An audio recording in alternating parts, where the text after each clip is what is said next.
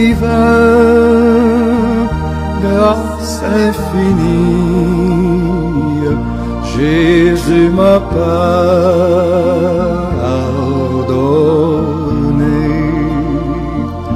Paix, gloire, amour, bonheur et vie,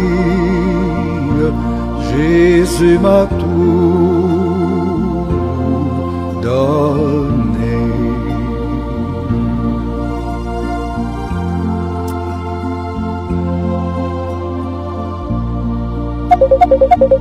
La présence de Dieu, laissez-moi vous dire directement.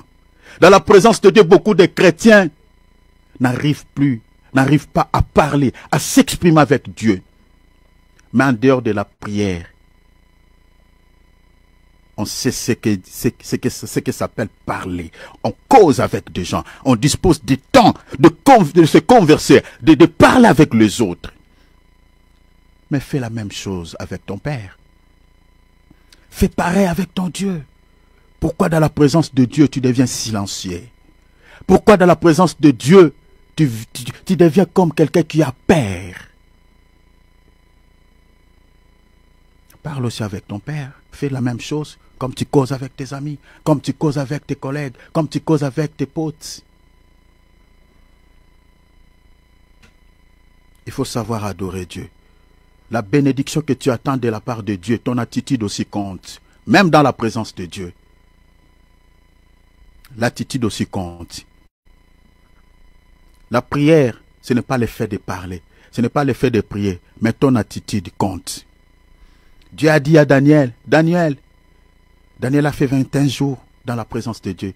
Le Seigneur lui dit, Daniel, depuis le premier jour que tu avais eu l'intention de se présenter devant moi, je t'avais déjà exaucé. C'est ça la prière. Lorsque tu te présentes devant Dieu, avec quelle attitude, avec quelle intention? Quand tu prends le temps, tu disposes le temps avec tes amis, le Seigneur te voit. Le Seigneur n'est pas un vieux papa où les yeux ne voient plus, où ses yeux est tellement apaisanti. Il ne peut pas remarquer tes actions, il ne peut pas voir ce que tu fais en dehors de sa présence. Il sait que tu parles bien, tu élèves le ton, tu sais ce que c'est parler avec tes amis.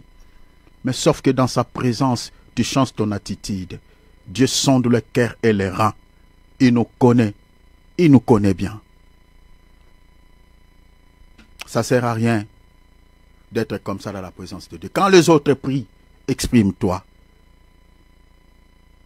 Il n'y a pas un étranger au milieu de nous. Nous sommes tous le fils et le fille de Jésus-Christ. Nous sommes ici de lui. Il n'y a pas un étranger. Dans la présence de Dieu, il faut parler. Tu as besoin de l'aide de Dieu. Cette année, ça doit être l'année de prière pour toi. Fais le bilan de ta santé spirituelle, s'il te plaît, mon frère, ma soeur. L'année 2024, comment est-ce que tu as marché avec Jésus? Tu as échoué dans plusieurs domaines. Tu n'as pas réussi. Fais un peu l'introspection. Qu'est-ce qui a causé tous ces échecs dans ta vie? Est-ce que tu avais une vie d'intimité intense avec le Seigneur? Les 24 heures que Dieu t'a donné, tu consacrais combien de temps à la prière, combien de temps au jeûne, combien de temps à la méditation de la parole et combien de temps à la chair? Ne dis pas seulement Seigneur, tu m'as abandonné. Ne dis pas seulement Seigneur, tu m'as délaissé. Ne dis pas ça. Avant de dire ça, examine-toi. Parce que Dieu détient une balance entre ses mains. Il a récupéré Beltsazar. Il l'a placé sur sa balance. Il dit, Beltsazar, viens ici. Je vais te peser. Et vous savez, sur une balance, on regarde ce qui est et ce qui n'a pas été. On regarde toujours soit le bien, soit le mal, soit ce qui est vrai, soit ce qui est faux. Si le Seigneur t'examine, combien de poids tu auras? S'il te plaît, maman, Adrienne, s'il te plaît, maman. Examine-toi. Examine-toi. Examine-toi. Accepte cette vérité. Ça te sauvera. La Bible dit, vous connaîtrez la vérité et la vérité vous affranchira. Nous ne sommes pas ce genre de serviteurs qui caressent le fidèle au sens du poil. Je ne suis pas ce genre de serviteur. Examine-toi. Amen. Est-ce que tu as marché dans la crainte du nom du Seigneur? Combien de fois tu as fait des chutes l'année passée? Est-ce que tu as respecté Dieu? Réaliste, sois réaliste quand même. N'attribuez pas tous tes échecs à Dieu, que Seigneur tu m'as abandonné. Est-ce que tu as marché dans la crainte du nom du Seigneur? Tu n'as pas ouvert de porte à Satan. La Bible dit ne donnez pas l'accès au diable, ne lui accorde pas l'avantage, car il a des desseins machiavéliques, il a des mauvais desseins. Et cette année qui commence, nous sommes au mois de janvier, tu reproduis les mêmes choses, les mêmes habitudes, et tu penses que tu réussiras. J'avais dit, et je le réitère, ne te limite pas de dire que l'année 2025, l'année du succès, l'année de victoire, l'année de la réussite. Ne te limite pas à dire ainsi, mais il faut que tu sois aussi un homme ou une femme de prière pour que tu réussisses, pour que cette année soit l'année de victoire pour toi, pour que cette année soit l'année de la réussite pour toi, pour que cette année soit l'année du succès pour toi. Sois un homme et une femme de prière qui cherche Dieu. La Bible dit ainsi, je vais m'arrêter ici pour te permettre de prier. Hébreux chapitre 11, verset 6e, le texte dit: il rémunère ceux qui le cherchent. En d'autres termes, il rémunère, il récompense ceux qui prient.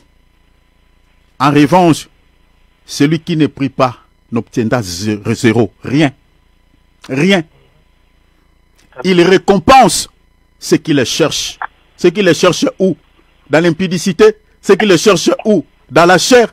Mais ceux qui le cherchent en esprit et en vérité. Ceux qui le cherchent dans le jeûne et la prière, il récompense cela.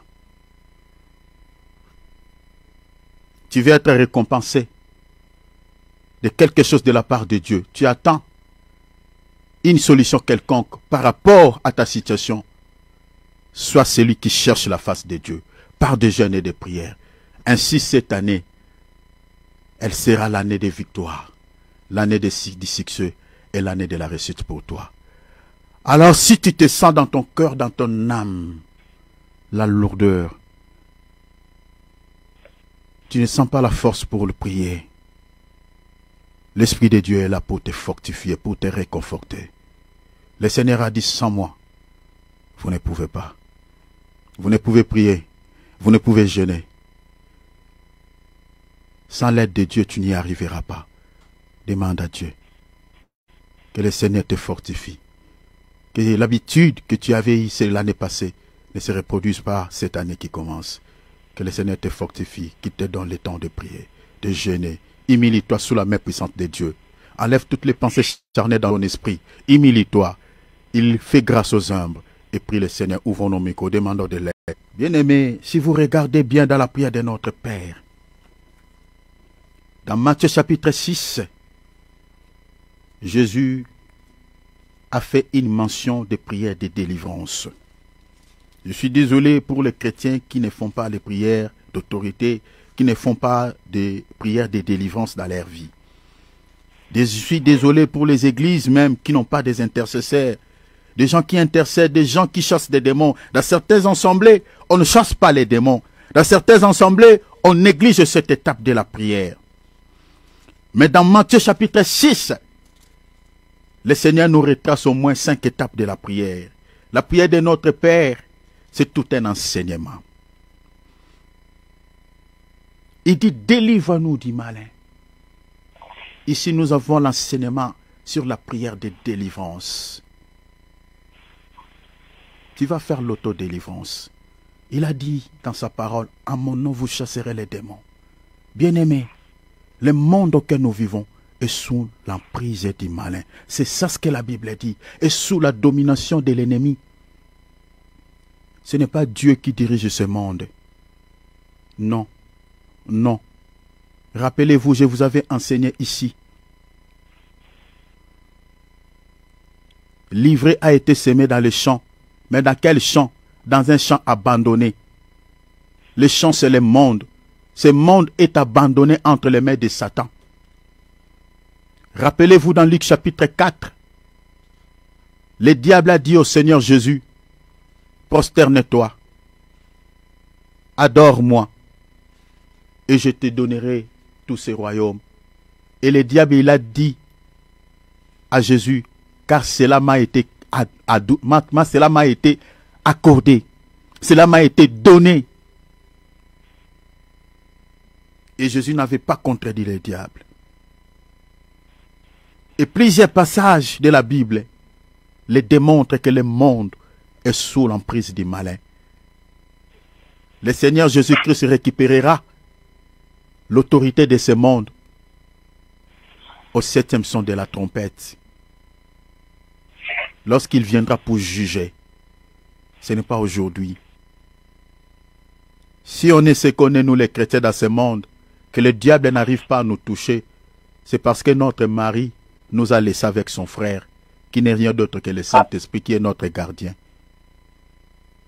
La raison pour laquelle, quand le Saint-Esprit partira, selon 2 Thessaloniciens chapitre 2, verset 7, quand l'Esprit va quitter la terre, il partira avec l'épouse du Seigneur, ne laissera pas la femme du Seigneur sur la terre. Mais les chrétiens qui sont considérés comme des vierges folles, qui rateront l'enlèvement, ils seront persécutés par le diable. Le diable les persécutera, le diable les tuera. Parce que personne ne les défendra. L'Esprit de Dieu ne sera plus. Ça sera la reine totale du diable, la reine totale de l'Antichrist. Voilà pourquoi, chers enfants de Dieu, marchez dans la crainte de notre Seigneur. Très bientôt, l'enlèvement aura lieu. Ne rate pas l'enlèvement. Parce que le Saint-Esprit, très bientôt, va laisser la place à l'Antichrist, selon les prophéties bibliques, afin qu'il règne selon le temps qui lui a été accordé pendant 7 ans.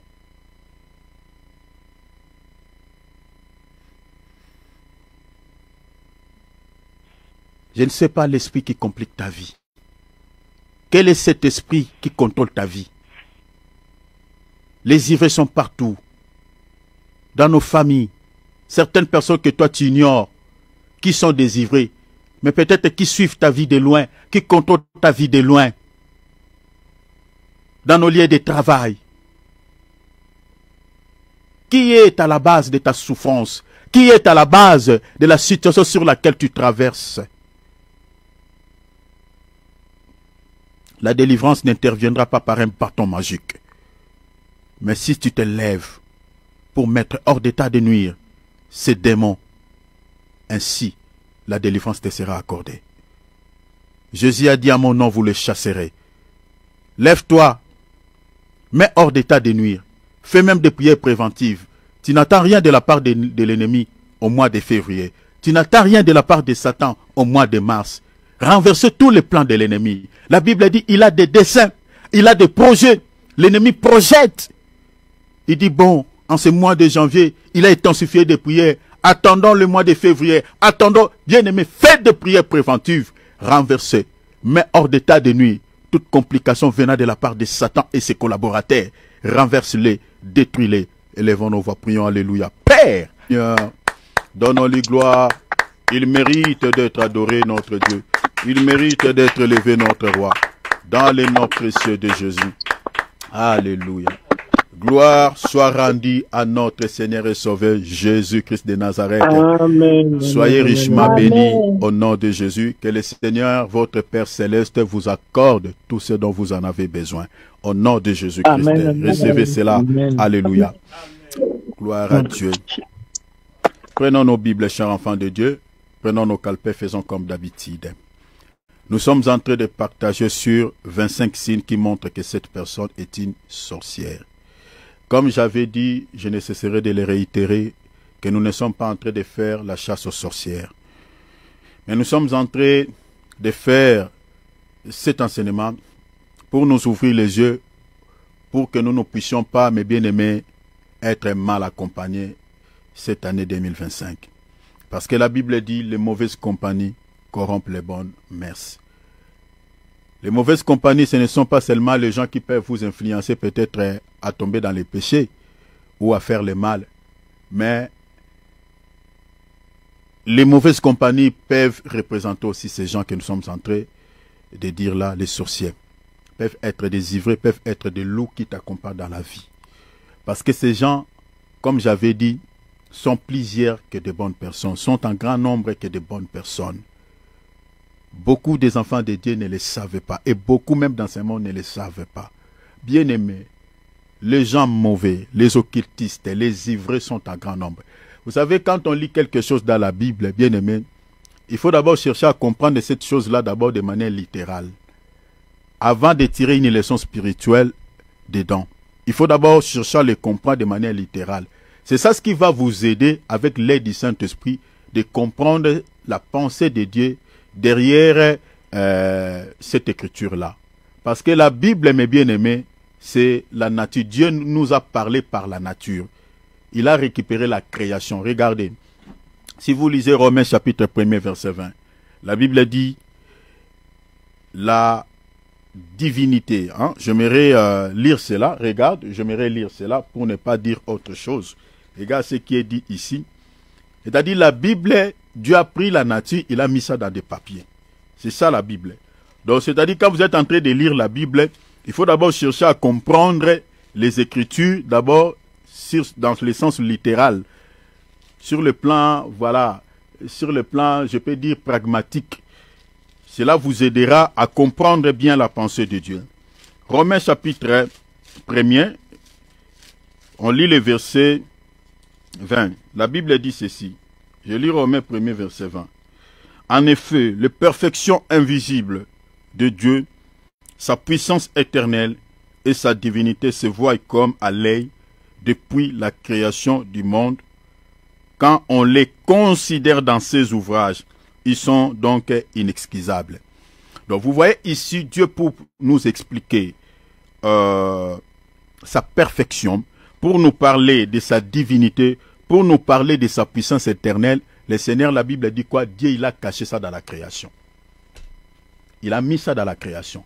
La raison pour laquelle vous remarquerez plutôt que dans la Bible, on parle que des arbres, des animaux, voilà, des hommes, tout ça. Il n'y a que ça. Donc Dieu a pris la création, il a mis ça dans des papiers pour nous parler de sa divinité, de sa puissance éternelle et puis de sa perfection. Donc la parabole des livrées, quand Dieu prend l'exemple des livrées, dans la nature comme ça, l'ivrée pousse rapidement et se répand plus vite que le blé. Parce que c'est une mauvaise semence. Dans un champ de blé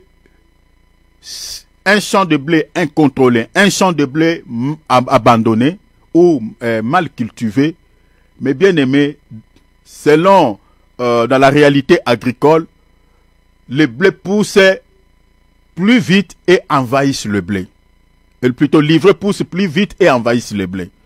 Ça empêche la croissance du blé. Ça, c'est dans la réalité agricole, comme on avait vu ici. Maintenant, sur le plan spirituel, le champ abandonné, c'est le monde. Ce monde est abandonné entre les mains de qui? Entre les mains du diable. Dieu ne contrôle rien.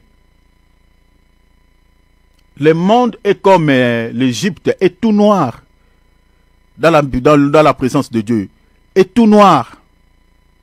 La lumière ne se trouve que dans une petite ville qui s'appelle Goshen. Ici, je vous renvoie dans Exode, allez voir ça là-bas. Parce que tout commence là-bas, dans l'ombre. C'est ça l'image de ce monde. Tous les pays d'Égypte est tout noir, est dans le noir, parce que c'est Pharaon qui règne. C'est les ténèbres. La lumière ne se trouve qu'à Goshen. Et Goshen, ici, je parle de l'église. Parce que l'église est comparable à une ville qui est située sur une montagne. Mais maintenant, la présence des ivrés sont en grand nombre que la présence du blé ou la présence des bonnes personnes. Les gens qui sont dans l'occultisme, les gens qui sont dans la sorcellerie, mes bien-aimés, sont plusieurs que vous ne pourrez imaginer. Sont plusieurs. Sont plusieurs. Souvent, on ne les détecte pas si facilement. Pourquoi? Parce que l'hypocrisie et la ruse, c'est aussi leur sémence. Ils se cachent. Je nous avais donné un exemple tellement clair. Si vous voulez comprendre comment c'est fait que ces gens-là soient plusieurs, que les enfants de Dieu soient plusieurs que de bonnes personnes. Je vous avais donné quelques exemples seulement. Dans des endroits que moi et toi nous connaissons. Entre autres, les partis politiques. Vérifiez dans nos partis politiques, là au Sénat, dans nos assemblées nationales. Cherchez un politicien chrétien. Peut-être vous ne trouverez pas. Il n'y en a pas. La majorité sont dans la franc-maçonnerie, les Illuminati sont dans ça. Et toutes les personnes qui pratiquent ces choses, qui sont dans ces confréries, sont désivrées, sont dans la sorcellerie. La franc-maçonnerie, c'est la sorcellerie. L'Illuminati, c'est la sorcellerie, ils sont des sorciers. Les politiciens qui dirigent ce monde, la majorité sont dans ça. Allez dans les universités, la majorité des professeurs qui dispensent le cours à nos enfants.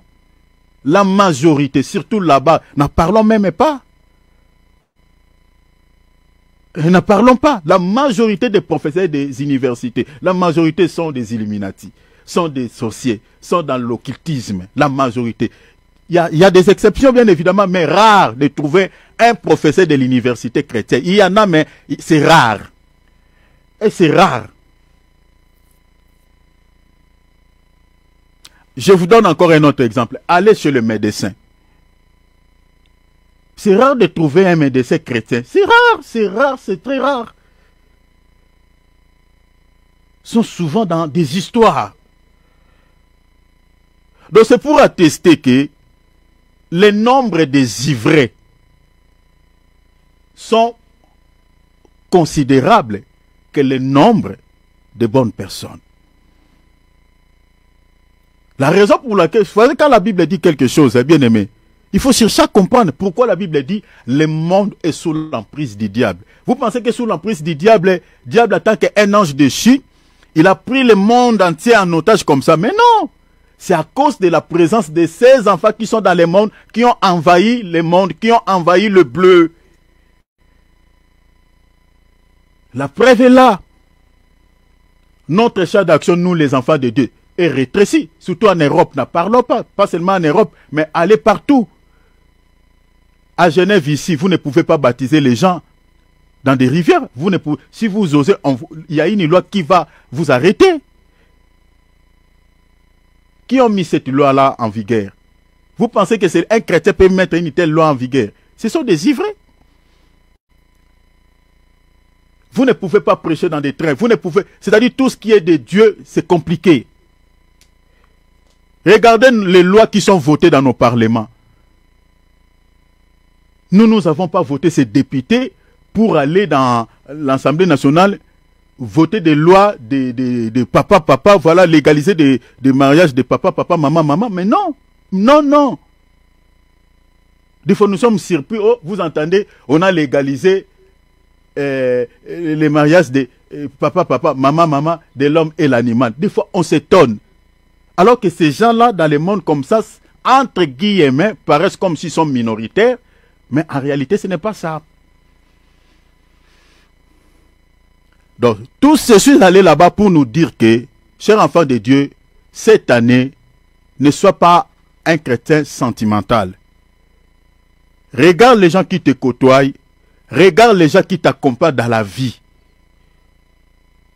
Parce que la sorcellerie, ce n'est pas, d'abord, ce n'est pas en fait, je peux dire, une personne sorcière, vous ne pouvez pas les repérer ou les détecter physiquement comme ça. La sorcellerie, c'est l'état de l'esprit, c'est l'état du cœur, c'est l'âme. Physiquement, il peut être une personne bien une personne qui pose des bons actes, entre guillemets, je dis, mais en réalité, il ne pose pas de bons actes pour, parce qu'il t'aime. Mais non, c'est juste pour cacher sa sémence. Mais la Bible dit, comme on avait lu dans Proverbe, dans son cœur, il prépare un jour un coup, où il va te mettre par terre. Ces gens-là dans ce monde, ils se connaissent bien. Donc soyez prudents. La raison pour laquelle dans Matthieu chapitre 10, verset 16, le Seigneur dit, je vous envoie comme des brebis au milieu. Donc quand on dit au milieu des loups, c'est-à-dire vous êtes encerclés.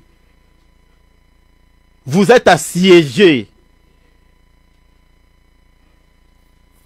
Est-ce que vous voyez? Au milieu des loups. Donc le but de ce que nous sommes en train de faire comme enseignement ici, c'est de pouvoir vous aider à ne pas être mal accompagné cette année. Regardez les signes de cet ami-là qui t'accompagne dans la vie. Observez son comportement. Priez aussi Dieu, que le Seigneur puisse te révéler aussi son état d'âme. C'est important. Et je vous parle des choses parce que nous sommes victimes nous sommes victimes. Hein? Donc, je n'aimerais pas dire certaines choses, mais nous sommes victimes de la part de ces gens. Nous sommes victimes de la part de ces gens. Soyez prudents. Alors, il y a au moins 25 signes. Parmi ces signes, le premier signe, nous avons dit que c'est la haine, le manque du pardon, la division, l'inimité ou l'ennemi, l'amertume et la vengeance. Ça, ce sont les 6 premiers signes que nous sommes en train d'aborder. La haine dont on parle ici, je vous avais expliqué ça, donc j'aurais du mal à répéter. C'est une haine violente, une haine éternelle, une haine persistante. Donc ça ne se ressemble pas à la haine, comme j'avais dit, d'une femme peu éprouvée envers son mari, quand tu vois des photos d'une autre femme sur son tête, tout ça. Ça, ce n'est pas la haine là. Cette haine-là peut être guérie. Mais la haine d'un sorcier ne peut jamais être guérie. C'est une haine éternelle. Je vous avais donné des versets bibliques par rapport à cela. La division. Il pardonne. Deuxième signe, le manque du pardon. Il refuse de pardonner pour créer quoi? Pour créer la division. Il peut faire semblant que voilà de te pardonner, mais dans son cœur, il sait qu'il ne te pardonne pas. La preuve est qu'un jour, il te rappellera le mal que tu lui avais fait. Si tu pèches contre lui encore à nouveau, il va te rappeler le mal que tu lui avais fait. Donc, pour dire ainsi qu'il ne t'a jamais pardonné. Donc, le manque du pardon, c'est ça ce qui donne naissance à la division. La division donne naissance à l'inimitié, l'ennemi. Il ne va plus te causer, il ne va plus te parler, il commence à te regarder comme un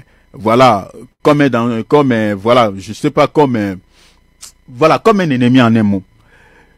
Et l'inimité crée l'amertume. Donc nous sommes attelés là, donc je vais parler de l'amertume. Mais je vais faire une récapitulation par rapport à ce que j'avais dit au sujet de l'amertume. J'avais dit ceci. Dans la Bible, nous avons 2 types d'amertume. Il ne faut pas confondre l'amertume que nous sommes en train de parler ici, qui est née par le manque de pardon. Il ne faut pas les confondre, s'il vous plaît. Je vous donnerai aussi des textes. Nous avons une amertume dans la Bible qui est née par les épreuves, par les difficultés que le Seigneur nous impose dans la vie chrétienne. Certaines souffrances de la vie chrétienne. Cette amertume-là, elle est la bonne.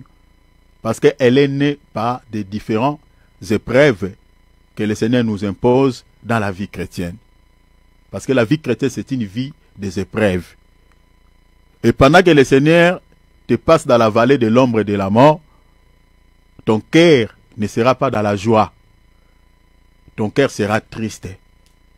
Donc quand un chrétien est en train de traverser des moments difficiles, ne venez pas lui dire comment toi tu n'es pas dans la joie. Hein? Souvent, bon, dans les cas d'exhortation, on encourage toujours. Mais vous ne pouvez pas lui forcer d'être dans la joie. Parce que les épreuves de la vie chrétienne rendent les cœurs amers. Je suis dans 1 Pierre chapitre 1er, versets 6 à 7. La Bible dit, c'est ça ce qui fait votre joie. Il faut que vous soyez attristés. Attristés par quoi? Par des différentes épreuves. Vous voyez? Donc les épreuves rendent les cœurs tristes. Notre sœur Naomi, il avait aussi connu cela. Donc, là, cette amertume-là, elle est la bonne parce qu'elle est née par les épreuves que le Seigneur t'a imposées. La sœur Anne avait connu cette amertume. Si vous lisez dans 1 Samuel chapitre 1er, verset 10 à 11, vous allez voir que la Bible parle de l'amertume qui était dans les cœurs de notre sœur Anne. Cette amertume était née suite au problème qu'elle avait, cette dernière, le problème de la maternité. Vous voyez, c'est ça ce qui avait créé cette amertume dans son cœur. Donc, allez-y dans 1 Samuel chapitre 1er, verset 10 à 11. Et puis Job aussi avait connu aussi cette amertume. Donc, si vous lisez dans Job chapitre 7, verset 11, donc vous connaissez ce que Job avait enduré dans sa vie.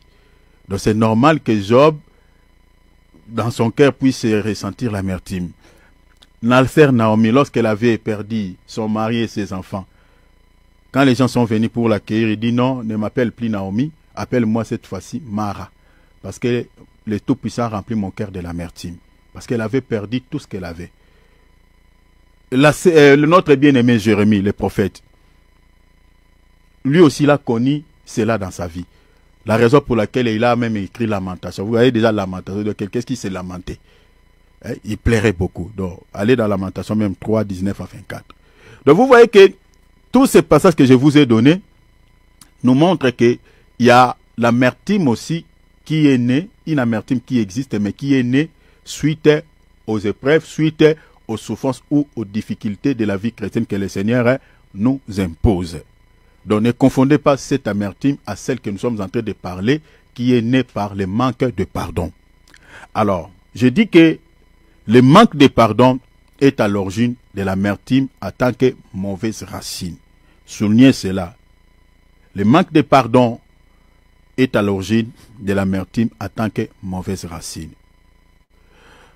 Nous avons souligné lors de notre dernière intervention que le refus de pardonner de la part des sorciers, suivez-moi ici très bien,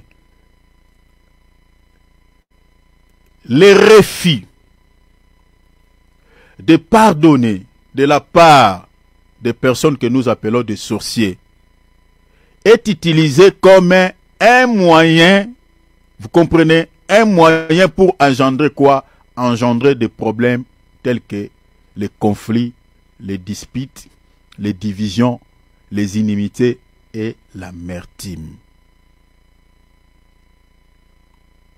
Donc ces gens-là refusent de pardonner pour pouvoir créer tous ces problèmes que je vous ai cités là.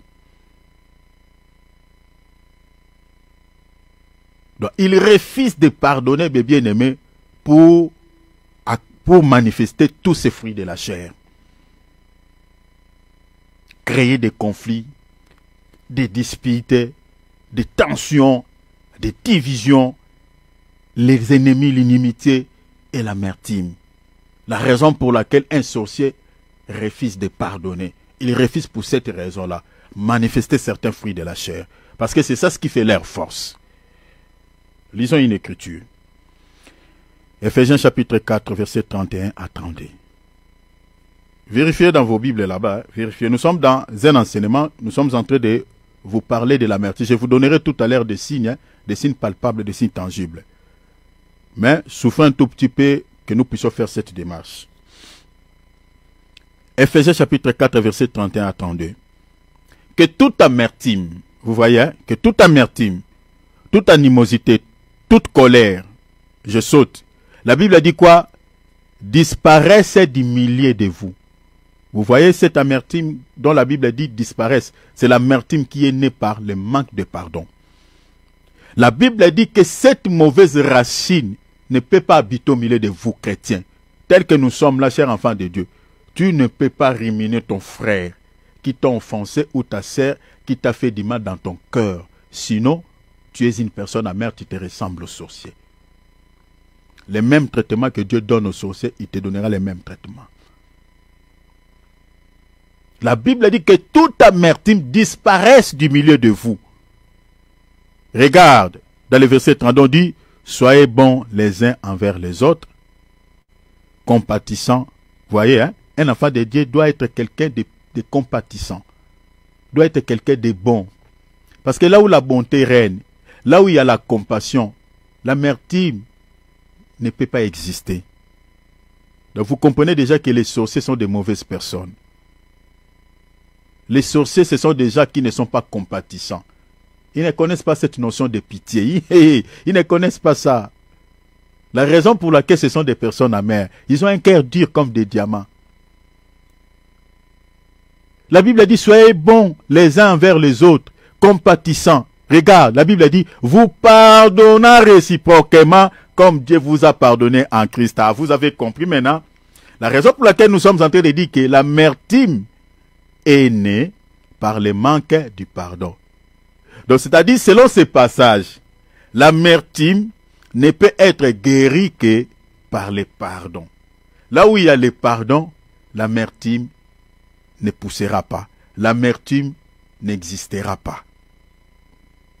Mais là où il n'y a pas le pardon, là où les gens gardent le conflit, là où les gens refusent de pardonner, c'est là où l'amertume naît.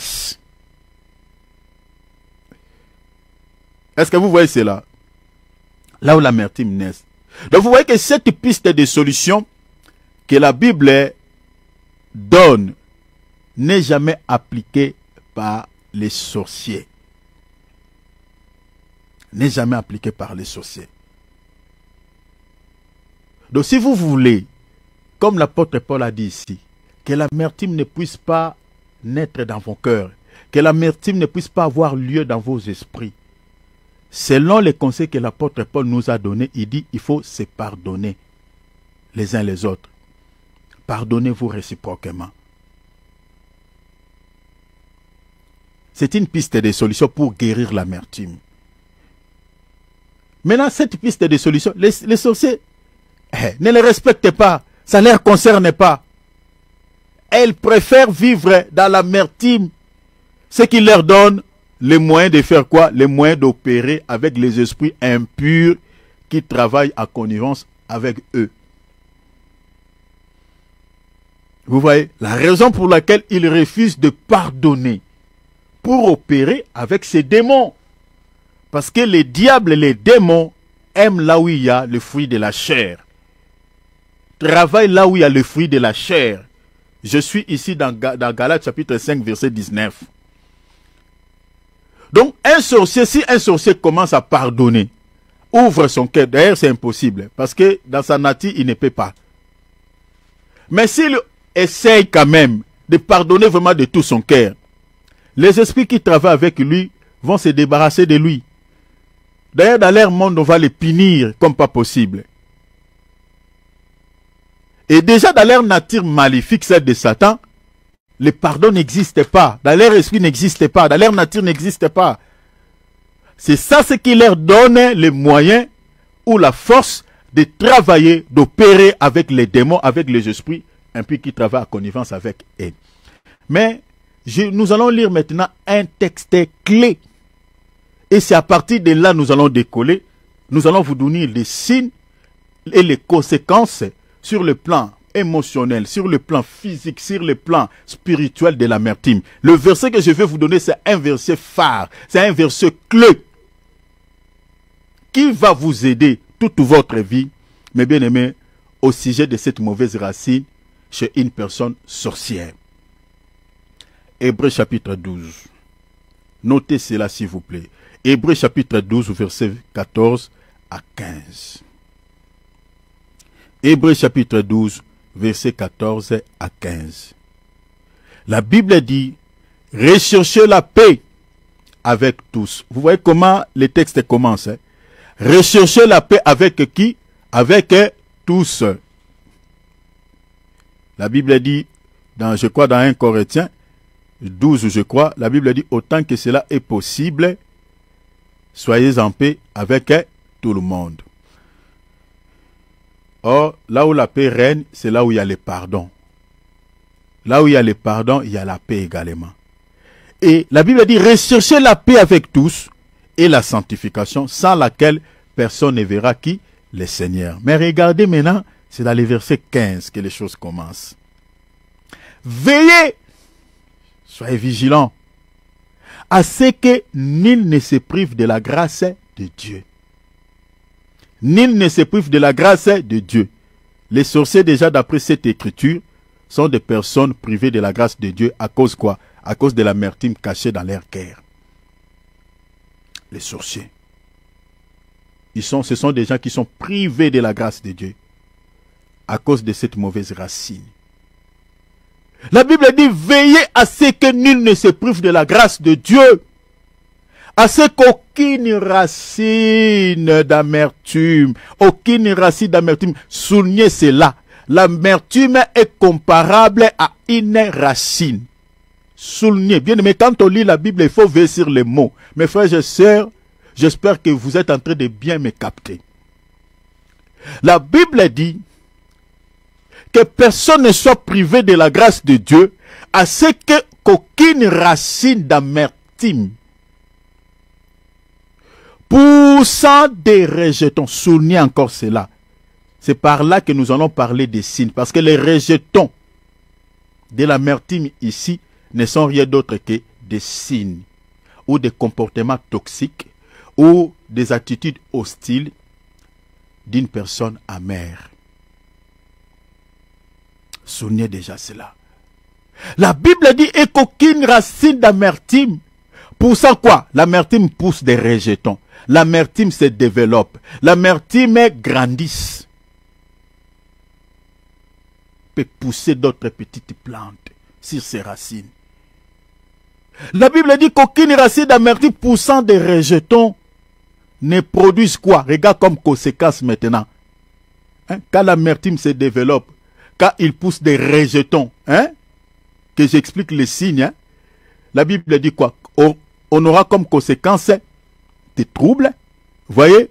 La Bible dit quoi? Des troubles, c'est-à-dire des troubles, voilà. Et que plusieurs n'en soient infectés. Deuxième conséquence, cela va créer des infections, c'est-à-dire dans la traduction, c'est même on dit, va empoisonner. Oh mon Dieu, va empoisonner des vies. L'amertume, c'est une poison. Ça, ce sont des conséquences, mais j'en parlerai. L'amertume est considérable à un poison, est comparable à un poison. Parce que ça empoisonne des vies, ça empoisonne des relations, ça pourrisse l'amitié, ça pourrisse beaucoup de choses.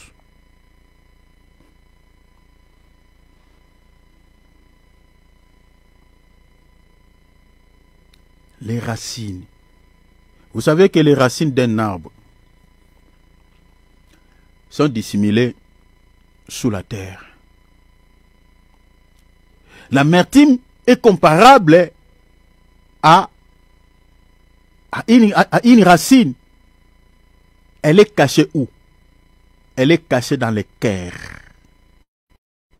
C'est là où l'amertume se cache. Les racines de tout arbre est cachée sous la terre. Maintenant, l'amertume est cachée où? L'amertume se cache dans le cœur de l'homme. La raison pour laquelle une personne sorcière qui te hait, qui a de l'amertume contre toi, qui te remit dans son cœur, c'est difficile de les repérer. C'est difficile. Parce que physiquement, il peut te montrer tous ces 33 dents. Hein? Il peut te montrer la gentillesse. Il peut faire semblant d'être bien avec toi. Oh mon Dieu, quand je parle ainsi, j'ai des images de gens qui m'ont trahi dans la vie, des gens qui m'ont fait du mal.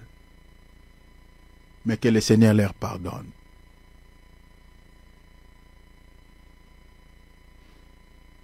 On a eu de tels amis, chers enfants de Dieu, des amis sorciers. Sorciers, je vous dis.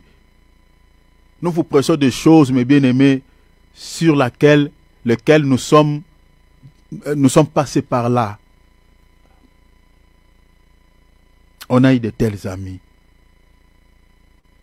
Il se montre qu'il t'aime, il est bien avec toi. Mais quand tu tournes le dos, il te poignarde. L'amertume est comparable à une racine. Or, la racine d'un arbre, elle est cachée sous la terre. Parce que les racines de chaque arbre, on ne les voit pas. C'est sous la terre, toutes les racines se cachent. Donc vous comprenez que l'amertume en tant qu'une racine, dans le cœur d'une personne, c'est difficile de le repérer. La raison pour laquelle vous remarquerez que les sorciers, la majorité, sont des personnes hypocrites. Ils te détestent. Ils te rumine dans son cœur, mais sans que tu le saches. Vous savez, en Afrique, nous avons perdu pas mal de serviteurs de Dieu par des poisons. Et après avoir fait des investigations, fait des recherches, chercher à savoir comment est-ce que cet homme de Dieu est empoisonné, qui l'a empoisonné, mes bien-aimés, c'est souvent des cercles proches, des gens que vous ne pourrez imaginer. Des cercles proches. Enlevant des sentiments charnels. Mes bien-aimés, la Bible dit le juste juge de tout. Les actes que ton ami la pose, cher enfant de Dieu, tu dois pas négliger cela. Tu ne dois pas minimiser cela. Tu dois prendre ça en compte. Les signes qu'il montre, ne les néglige pas. Si ce sont des signes négatifs, si ce sont des actes négatifs, même dans sa bouche quand il te parle, s'il est en colère, il peut te maudire. Et il ne faut pas les négliger. Tu vis avec quelqu'un, quand tu l'empruntes ton argent, pour rembourser ton argent, il te crée des conflits, il commence à te chercher des problèmes. Attention! Attention!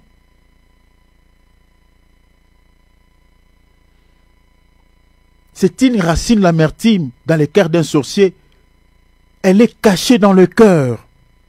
Regarde, je vous lis, Proverbe 14, 10. Je suis dans la traduction Martin.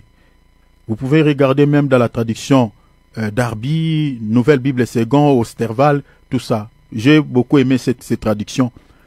La Bible dit, regarde, le cœur connaît sa propre amertume, vous voyez, et un étranger ne partage pas sa joie. Le cœur connaît sa propre amertume. Donc vous voyez que l'amertume, elle est cachée où? Dans le cœur. Physiquement, tu ne le verras pas. C'est pour ça que je bénis Dieu. Je bénis notre Dieu parce que Dieu ne regarde pas les hommes par l'apparence. Mais regardons les humains comme notre Dieu regarde. Regardez, mes bien-aimés, même les gens qui nous accompagnent dans la vie, à la manière dont Dieu nous regarde. Sont des hommes spirituels. Prenons le temps de prier pour les gens qui nous accompagnent dans la vie. Prenons le temps de prier. Des fois, nous sommes surpris. Des fois, on ignore certaines réalités qui nous environnent, certaines réalités négatives, certaines choses négatives qui nous accompagnent dans la vie. On se demande, on nous dit, parce qu'on attribue tout à nos familles. Mais des fois, nous sommes mal accompagnés dans la vie. Prenons le temps de prier pour des gens qui nous accompagnent dans la vie. L'ami là qui vit avec toi, ton pote là. Prenez le temps de prier pour lui. Dis Seigneur, révèle-moi son état d'âme. Peut-être la situation sur laquelle que tu traverses dans ta vie. Peut-être c'est cet ami-là qui est à la base, qui est à l'origine de ta souffrance. Parce que la présence d'une personne sorcière à côté de la vie d'un enfant de Dieu, ce n'est pas pour le faire du bien. C'est de pouvoir accomplir ce qui est dit dans Jean 10, 10. Voler, détruire, tuer. L'amertume dans le cœur d'une personne sorcière est cachée dans le cœur. Est cachée. Donc vous voyez que ces passages des Hébreux chapitre 12 verset 14 à 15, la Bible nous dit que L'amertume en tant qu'une racine pousse également des rejetons. Et je dis que les rejetons de l'amertume n'est pas si autre chose que des signes ou des comportements toxiques, si vous voulez, aussi les attitudes hostiles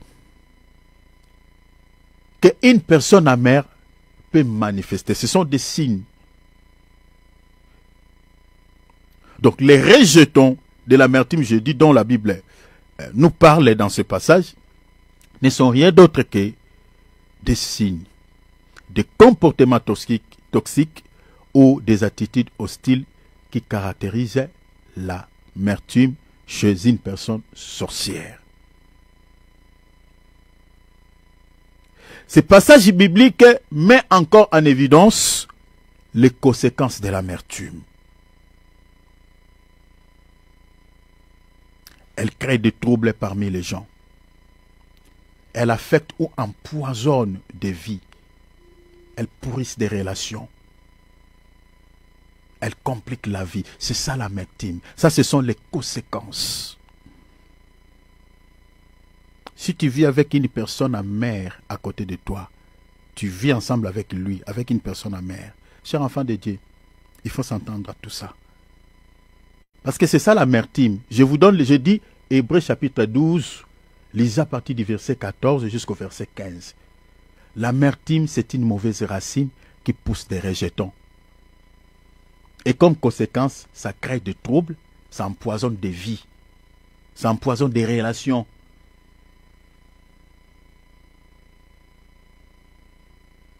C'est ça l'amertume. Donc vous comprenez que la raison pour laquelle les sorciers refusent de pardonner à celles et à ceux qui les ont offensés, c'est pour créer tous ces soucis dans la vie des autres. Créer tous ces problèmes. La raison pour laquelle ils refusent de pardonner. Parce que s'ils pardonnent, ils te pardonnent sincèrement dans son cœur. Mais bien aimé, tout ce que nous avons cité là n'aura pas lieu. N'aura jamais lieu. Alors que, et dans leur monde, ils fonctionnent comme ça. Il faut qu'il y ait des problèmes. Il faut qu'il y ait des tensions. Voilà pourquoi quand tu offenses une personne sorcière, il peut te faire comme ça. Ça, c'est aussi un mauvais signe. Je ne dis pas qu'il faut qu'il y ait des exceptions, hein, mais souvent, c'est comme ça qu'il se manifeste. Parce que, attention, la Bible dit c'est de l'abondance du cœur que la bouche parle. Vous savez que tous les actes que nous posons, hein, tous les gestes, mes bien-aimés, proviennent du cœur. Hein. C'est l'expression de l'état de notre cœur, de l'état de nos âmes. Certains gestes que les gens posent. Tu as piétiné quelqu'un, tu demandes pardon, mais il te fait... Soit tu peux faire un geste sur ta main, il fait ah, allez-y, là-bas. Il ne faut pas négliger tout ça. La raison pour laquelle des personnes sorcières refusent de pardonner aux gens qui les ont offensés, c'est pour créer tous ces problèmes, créer des troubles, empoisonnent des vies.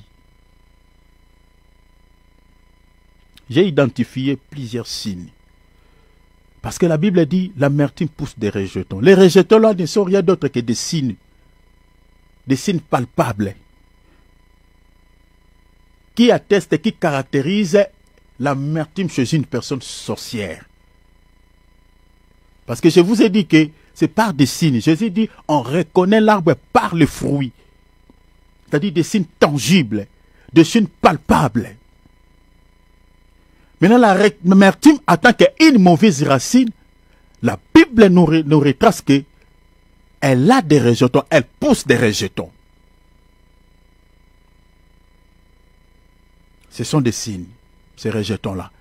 Ce sont les comportements toxiques ou des attitudes hostiles. Alors, donc tout ça Il faut comprendre que, bien aimé, faisons attention. Quand tu vis avec une personne, il faut veiller à cela. Nous sommes humains. Je peux t'offenser. Tout comme toi aussi, tu peux m'offenser. Mais si l'amour règne au milieu de nous, il y aura le pardon. On va se pardonner réciproquement. Un jour, quand je vais t'offenser de nouveau, tu ne me rappelleras pas ce que je t'avais fait dans le passé. Mais si tu vis avec quelqu'un, à chaque fois quand tu l'offenses à nouveau, il te rappelle tout le mal que tu l'avais fait dans le passé. Attention, c'est une personne amère. C'est une personne amère. Et il y a 95% de chances qu'elle soit une personne sorcière. Parce que les sorciers ne pardonnent pas, n'oublient pas. Le pardon, ce n'est pas dans leur nature. C'est une personne amère. C'est quelqu'un qui t'a riminé, qui t'a coffré dans son cœur. Tu es un prisonnier là-bas. Et un jour, s'il trouve l'occasion et que Dieu n'est pas avec toi, il peut réaliser sa mission auprès de toi. Il te met à terre et puis il t'abandonne, il part. J'ai identifié plusieurs signes, comportements toxiques ou attitudes hostiles liées à l'amertume, ainsi que leurs conséquences sur le plan 1 physique, 2 émotionnel et spirituel, qui caractérisent l'état du cœur d'une personne sorcière. Je réponds pour ceux qui écrivent. Je dis que j'ai établi plusieurs signes, comportements toxiques ou attitudes hostiles liées à l'amertume ainsi que leurs conséquences sur le plan 1 physique, émotionnel et spirituel qui caractérisent l'état du cœur d'une personne sorcière.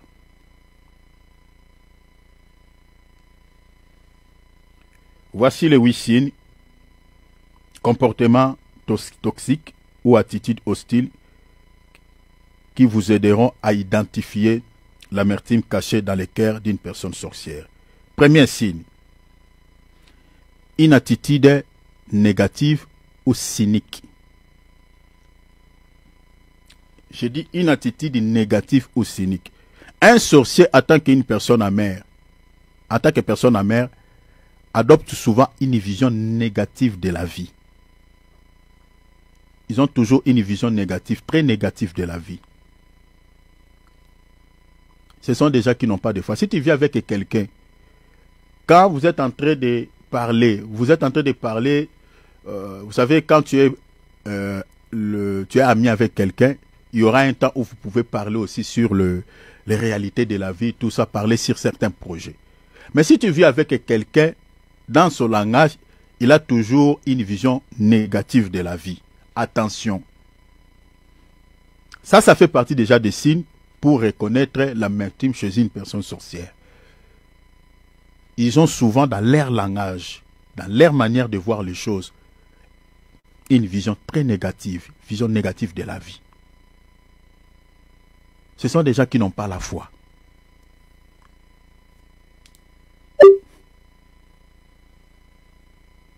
Que dit la Bible? Jean chapitre 14, verset 1er. Que votre cœur ne se trouble point. Croyez en Dieu et croyez en moi. Vous voyez ce que la Bible nous dit. Les justes vivra par la foi. Les chrétiens vivent par la foi. Même si les choses, même si tout est compliqué dans ce... Prenons par exemple, je prends le cas de la RDC dans mon pays. Vous savez, en RDC, les gens vivent autour du jour. C'est là où moi je vois la grandeur de Dieu, je vois la puissance de Dieu. Je vois que dans mon pays là en tout cas, malgré il y a quelques faiblesses par rapport au comportement des gens, mais les gens vivent par la foi là-bas. Donc quand on dit les justes vivra par la foi en RDC, il y a des justes. Il y a des justes qui vivent par la foi. Le matin comme ça, quelqu'un n'a rien. Il n'a pas l'argent dans la poche. Mais il sort, il sait que... Voilà, il dit à madame, nous allons manger, attendez-moi. Il sort. Et peut-être les après-midi, il les ramène la nourriture. Les gens vivent là-bas. En période de fêtes comme ça, si vous allez au marché central là-bas, mais c'est comme si les morts sont réveillés. Vous êtes en train de se demander, ces gens, ils ont pris l'argent où? Malgré la galère qui est dans le pays, mais vous voyez que les gens achètent des histoires. Et en RDC, Dieu est là. Il y a la puissance de Dieu en RDC. Les justes vivront par la foi. Mais tandis que les personnes amères, ils ont toujours une vision négative. Il peut t'influencer. Tu peux avoir des ambitions d'effectuer peut-être un voyage, aller peut-être dans une province pour aller peut-être, voilà, aller chercher la vie là-bas. Mais si tu vis avec une telle personne, il peut t'affaiblir, il peut te dire, ouf, toi tu veux aller là-bas, ouf, il n'y a plus rien là-bas. Il n'y a plus rien. Je connais quelqu'un, une telle personne qui allait là-bas, mais là-bas, c'est fini, il n'y a plus rien. Ils ont toujours une vision négative. De telles personnes, en tout cas, c'est un suspect. Il faut faire très attention. Ils critiquent constamment. Ils critiquent. Les critiques. Ils aiment critiquer. Se méfient des autres. Et expriment des jugements sévères sur les situations ou les personnes. Ça, ce sont des signes qui peuvent vous aider à repérer l'amertume chez une personne sorcière. J'ai dit, il critique constamment, se méfie des autres et exprime des jugements sévères sur une situation ou les personnes. Je vous donne quelques exemples. Quand vous remarquez souvent, par exemple, quelqu'un qui a l'habitude de juger les erreurs des autres, sans faire preuve de compassion ou de compréhension, c'est un suspect. Tu vis avec quelqu'un qui a l'habitude de juger sévèrement les erreurs des autres, sans faire preuve de compassion ou de compréhension. Vous savez, tel que nous sommes là, comme on dit souvent en français, l'erreur est humaine. Hein? L'erreur est humaine. Tout le monde peut commettre les erreurs dans la vie. Vous voyez que quelqu'un il a commis une grosse erreur et qu'il est en train de pleurer. Les autres viennent, voilà, en train de consoler, de compatir. Non, ça va aller. Oui, ce sont des réalités de la vie, ça arrive. À la prochaine fois, voilà, tu sauras comment est-ce que tu vas te conduire, tout ça. Souvent, c'est comme ça on se comporte. Mais chez une personne amère, ce n'est pas ça. Et ce n'est pas ça. Les gens, une personne amère, lui, il porte directement les jugements, et des jugements très sévères. Ils n'ont pas de compassion. Ils n'ont pas de compréhension. Ils n'ont pas de compassion. Et si tu vis avec une telle personne, c'est un suspect. C'est un suspect. Donc je dis que quand vous remarquez souvent, je dis souvent, hein, ce n'est pas une fois, mais je dis souvent, par quelqu'un qui a l'habitude de juger les erreurs des autres, sans faire preuve de compassion ou de compréhension, c'est un suspect. Parce que les sorciers, ce sont des gens qui n'ont pas de cœur, sont comme des animaux. Ils n'ont pas de cœur. Ils ne partagent pas, ils ne compatissent pas avec les autres. Vous voyez, quelqu'un est dans la détresse, il a commis une grosse erreur. Et les gens sont en train de compatir avec lui. Mais lui, non, non, non, non, non. Il condamne, il juge. Ça ne lui fait pas pitié. Si tu vis avec une telle personne, cher enfant de Dieu, faisons attention.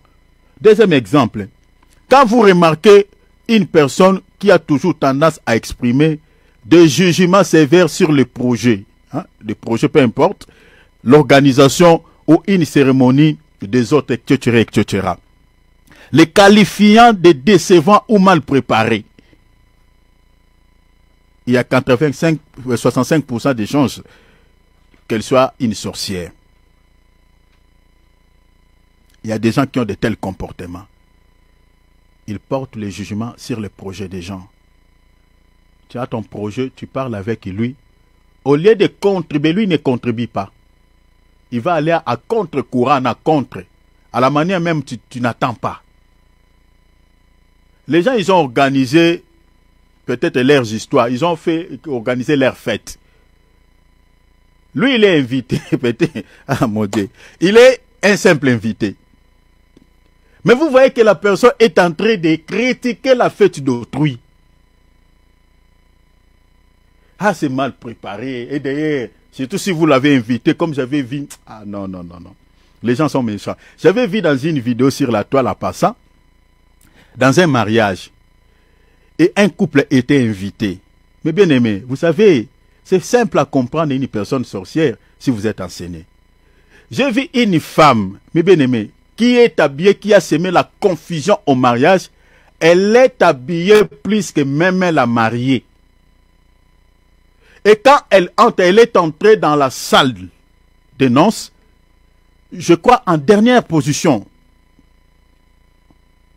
Et quand elle est entrée, les mariés étaient déjà debout en train de danser. Elle est entrée et elle s'approcha avec son mari vers les mariés. Mais bien aimé, j'ai béni Dieu parce qu'il y avait quelqu'un, un homme qui était là avec son micro, les a directement recadrés là-bas. Donc elle est habillée avec une robe, mais bien aimée, qui coule comme ça, qui est, voilà, plus que la mariée. Mais bien aimé, de tels amis, de telles personnes. C'est ça le comportement sorcier. Tu es invité dans une fête d'autrui, mais tu n'as rien contribué, d'ailleurs tu manges gratuit. Peut-être dans l'enveloppe tu ne mettras rien, parce que les sorciers, ils peuvent te, je ne sais pas, ils peuvent mettre même rien. Ils donnent une enveloppe où il n'y a rien dedans. Parce que souvent les mariés sont surpris en ouvrant des cadeaux. Vous savez, il y a des sorciers dans ce monde. Bien aimé, quand vous êtes en train de préparer votre mariage, il ne faut pas compter sur les cadeaux que les gens donnent. Ici, je parle vraiment surtout pour les Africains. Parce qu'il y a des gens qui comptent sur les cadeaux, tout ça. Beaucoup de gens ont été surpris après les mariages en ouvrant des cadeaux. Ils vont avoir un gros carton comme ça, bien emballé. On a vraiment bien décoré. Mais en ouvrant ces gros cartons, qu'est-ce qu'ils trouvent dedans? Une paire de chaussures chinois. Chinois que même l'homme ne peut pas porter. Les numéros même ne se conforment pas à son numéro. Il y a d'autres qui ont trouvé des verres seulement, des verres de bambou. Il y a des méchants dans ce monde. Et les gens qui font ça, mais bien aimé, qu'est-ce que vous allez dire? Ce sont des gens normaux. Mais non. Mais non.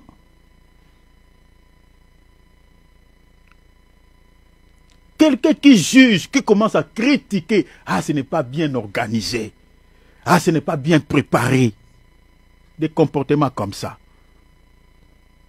C'est ça l'amertume. Des personnes amères sont comme ça. Donc je dis, deuxième exemple, je dis que quand vous remarquez une personne qui a toujours tendance à exprimer des jugements, je dis des jugements, qui a toujours tendance à exprimer, pas une fois, mais qui a toujours tendance à exprimer des jugements sévères sur les projets, sur l'organisation ou une cérémonie des autres, etc.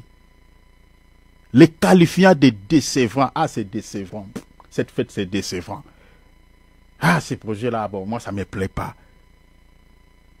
Ah, c'est mal préparé. Je dis que c'est une personne suspecte. Il y a 65% de chances qu'elle soit une personne sorcière. Troisième exemple. Lorsque vous observez quelqu'un qui exprime souvent des jugements sévères sur les décisions des autres, les qualifiant toujours d'injustice ou de mal pensée. Il y a des gens comme ça qui portent des jugements sévères sur les décisions des autres. Ah, c'est de l'injustice. Il y a des gens comme ça. Je vous donne un exemple. Lors d'une réunion de travail, vous travaillez, vous êtes avec vos collègues ou dans une réunion de famille, soit dans une réunion de l'église.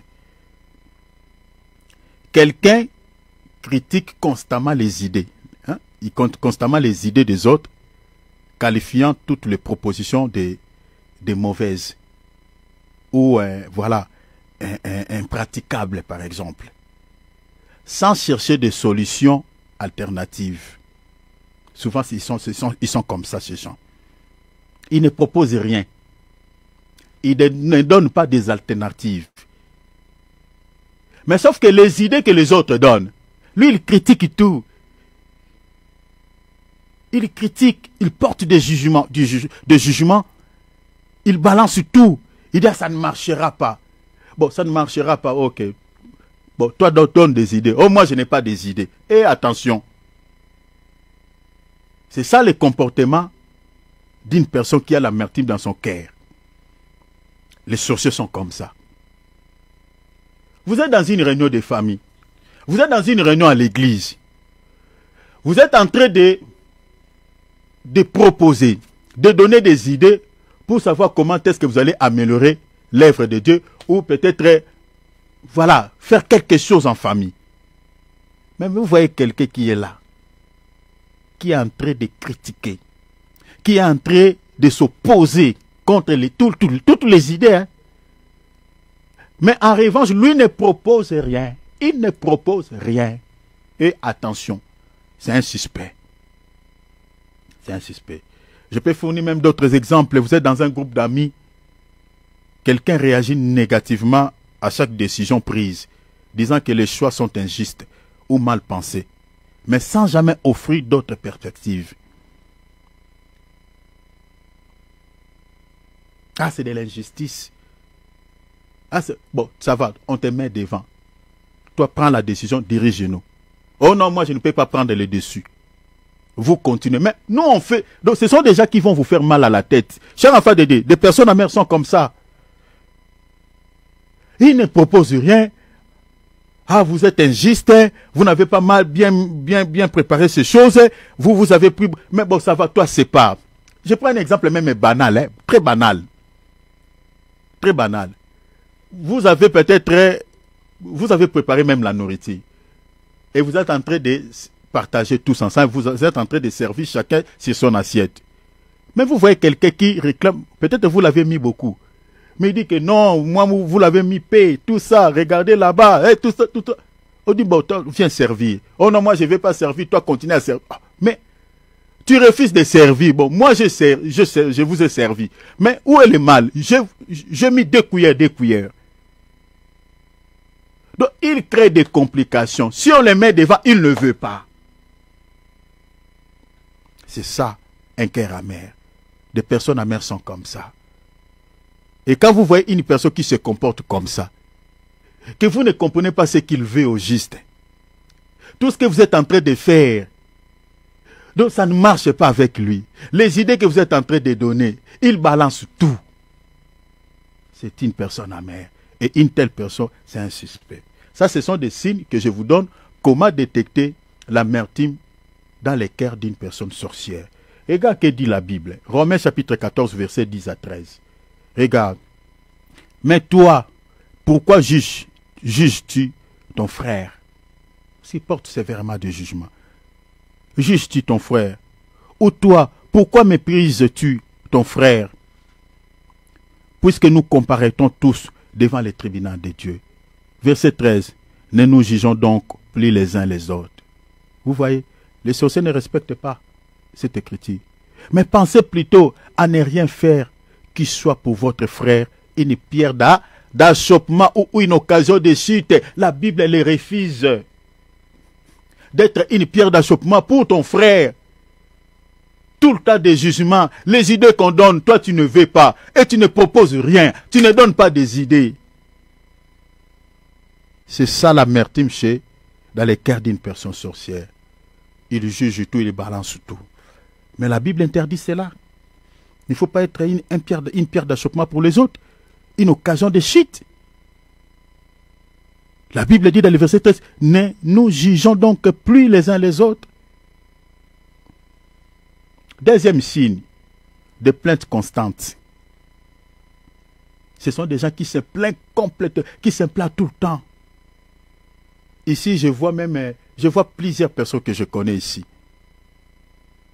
L'amertume chez une personne sorcière se manifeste fréquemment par une tendance à se concentrer sur les aspects négatifs de la vie. Elle se plaint sans cesse des injustices qu'elle a subies, des échecs ou des déceptions. Il n'oublie rien. Il n'oublie rien. Ah, on m'avait fait ça. Ah, il m'a déçu dans la vie. Ah, je n'oublierai jamais ça. Il se plaint tout le temps. Je connais les cas d'une sœur comme ça. Quelqu'un qui l'a fait du mal, cette personne-là est déjà décédée. Mais bien aimé, vous savez, l'amertume, c'est une personne sorcière, ça peut vous étonner. S'ils sont comme ça, la personne qui l'avait fait du mal, cette personne-là est déjà décédée. Est déjà mort depuis la nuit des temps. Mais jusqu'à présent, le nom de cette personne-là qui l'avait fait du mal est toujours dans sa bouche. Mais la personne est déjà morte. Si ma vie est telle qu'elle est, c'est parce qu'elle m'avait fait... Bon, la personne l'avait violée, tout ça, quand elle était, je crois, une jeune fille comme ça, je ne sais pas, mineure ou je ne sais pas. Mais aujourd'hui, elle était mariée, puis elle a divorcé, elle s'est remariée encore, donc plusieurs fois, elle s'est mariée, donc remariée, divorcée, tout ça. Maintenant, elle attribue tous les échecs au sujet de son mariage à ce monsieur-là qui l'avait violée quand elle était petite. Que si j'ai échoué dans le domaine du mariage, c'est parce que ce monsieur-là. Alors le monsieur est déjà décédé. Mais si tu regardes le comportement de cette personne, c'est un comportement acariâtre, irascible. Elle se plaint tout le temps. Tout le temps. Regardez quelques exemples que je vous donne. Quand vous voyez quelqu'un, par exemple, qui parle souvent, je dis souvent, pas une fois, mais souvent, que des malheurs qui lui sont arrivés, sans jamais évoquer les moments errés, c'est un suspect. Comme le cas d'une sœur que je connais. Dans toute sa vie, quand tu causes avec elle, elle peut te prendre des temps et des temps. Elle ne parle que des moments de malheur qu'elle a traversés dans sa vie. Elle n'évoque jamais des moments errés où elle a passé dans sa vie. Jamais. Que lui, toute sa vie, elle a traversé que des moments de souffrance, des moments de malheur. Mais c'est faux dans ce monde. C'est faux. Qui dans ce monde, depuis toute sa vie, n'a traversé que des moments de malheur. Ne s'est jamais réjoui même un jour. Même dans un petit bar, toi, tu n'as jamais bu de coca. Ou tu n'es jamais allé même dans une... Mais non, c'est faux. Le CV de l'homme est constitué de moments de souffrance, de moments aussi de bonheur. Nous traversons tous de tels moments. Il y a des moments où nous avons pleuré, il y a des moments où nous avons aussi été dans la joie. Mais quand tu vis avec une personne amère, cher enfant de Dieu, quand vous êtes en train de causer avec lui, il ne parle que, je dis souvent, que des moments de détresse, des moments de malheur, des moments de souffrance qu'il a traversés dans sa vie. Il n'évoque jamais des moments errés qu'il a traversés dans sa vie. Jamais. C'est un suspect. Les personnes amères sont comme ça. Ça, c'est le premier exemple. Deuxième exemple, lorsque vous remarquez une personne dont les conversations tournent souvent, suivez bien cette nuance, je dis, qui tourne souvent autour des déceptions, de son sentiment de malchance ou s'être trahi par le destin. C'est aussi un suspect. Dans ces conversations, tourne souvent autour des déceptions qu'elle a connues dans sa vie. Il a toujours ces sentiments-là. Bon, nous, on n'a pas de chance. Nous, on a des malchances. Des gens qui disent souvent de tels langages. Nous, on a des malchances. Nous sommes venus accompagner les gens dans ce monde. Des gens qui disent de telles paroles. Attention. Si vous avez un ami qui dit souvent comme ça, attention. C'est quelqu'un qui est suspect. Donc quand vous remarquez quelqu'un dont les conversations tournent souvent, je dis souvent, autour des déceptions, de son sentiment de malchance, c'est quelqu'un qui est suspect. qui est suspect. Troisième exemple. Quand vous observez une personne qui a toujours tendance à critiquer constamment ceux qui réussissent, hein, des gens comme ça. Une personne qui a toujours tendance à critiquer ceux qui réussissent, les accusant d'avoir eu de la chance, tout en rejetant ses propres échecs sur des causes extérieures comme la malchance, comme je viens de dire, ou les trahisons. C'est un suspect. À 65%, elle peut être une personne sorcière. Il y a des gens comme ça qui ne bénissent pas Dieu lorsque les autres avancent, lorsque les autres réussissent dans la vie. Mais dans sa bouche, si tu vis avec quelqu'un, bien aimé, veillez à ce que je vous dis, hein, c'est ça, parce que nous avons ces gens-là avec nous, qui n'écrit, lui n'a jamais béni Dieu au sujet de la réussite de quelqu'un. Quand quelqu'un réussit dans la vie, dans sa bouche, il n'y a que des critiques. Là, il fait comme ça. Et ils ont la chance. Oh. Ils ont la chance dans la vie. Nous, là, moi, j'avais essayé, hein, mais ça n'a pas marché. Oh. J'ai essayé ça aussi dans ma vie.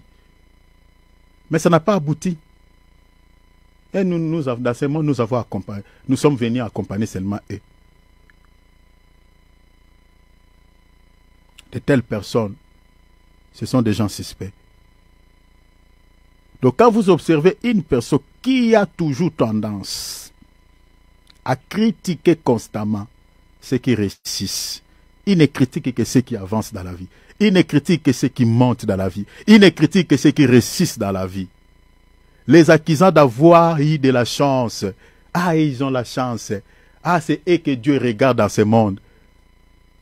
Tout en rejetant ses propres échecs sur des causes extérieures, comme la malchance ou les trahisons. Nous, on a été trahis. Moi, j'avais essayé, mais j'avais un ami qui m'avait trahi. C'est un suspect. Il faut faire très attention avec de telles personnes.